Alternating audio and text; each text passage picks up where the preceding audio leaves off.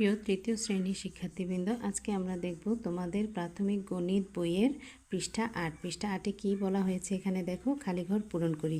খালিঘর পূরণে বলা হয়েছে অযুত, হাজার, শতক, দশক, একক রয়েছে। তাহলে এককের জায়গায় আমরা লিখব এখানে 7, দশকের জায়গায় 5, শতকের জায়গায় 4, হাজারের জায়গায় 3 এবং অযুতের জায়গায় 1। আবার এখানে শুধু রয়েছে একক, দশক, শতক, হাজার। তার মানে এটা আমাদের হাজার পর্যন্ত হবে। 4, 0, 8, 7।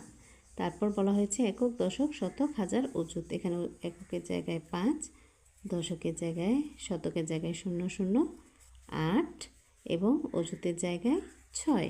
এরপরে দেখো একইভাবে একক, দশক, শতক, হাজার, অযুত।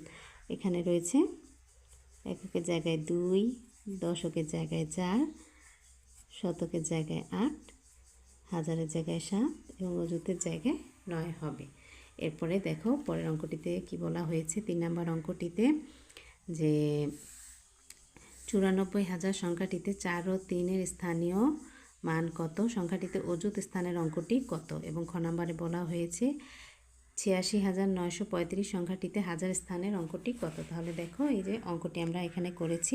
এখানে বলা হয়েছে 94,230 সংখ্যাটিতে, এখানে বলেছে 4 ও 3-এর স্থানীয় মান। 4-এর স্থানীয় মান 4000 এবং 3-এর স্থানীয় মান 30। এখানে 4-এর স্থানীয় মান হচ্ছে হাজার, একক, দশক, শতক, হাজার এবং 3-এর স্থানীয় মান হচ্ছে 3 দশক মানে 30।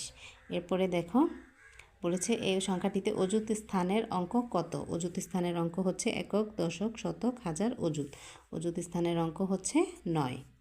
এরপরে দেখো সংখ্যাটিতে হাজার স্থানের অঙ্কটি। খ নম্বরে কী বলেছে 86,935 সংখ্যাটিতে হাজার স্থানের অঙ্কটি কত। তাহলে আমরা দেখব 86,935 সংখ্যাটিতে হাজার স্থানের অঙ্ক একক, দশক, শতক, হাজার। এখানে হাজার স্থানের অঙ্ক কোনটি? 6। তার মানে এখানে হাজার স্থানের অঙ্কটি হচ্ছে 6। এই গেল আমাদের পৃষ্ঠা নং 8। অবশ্যই তোমরা আমার পড়াটি বুঝতে পেরেছ এবং আমার পড়াটি বুঝতে পারলে আমার পরবর্তী ভিডিও দেখার জন্য আমার পেজটিকে অবশ্যই ফলো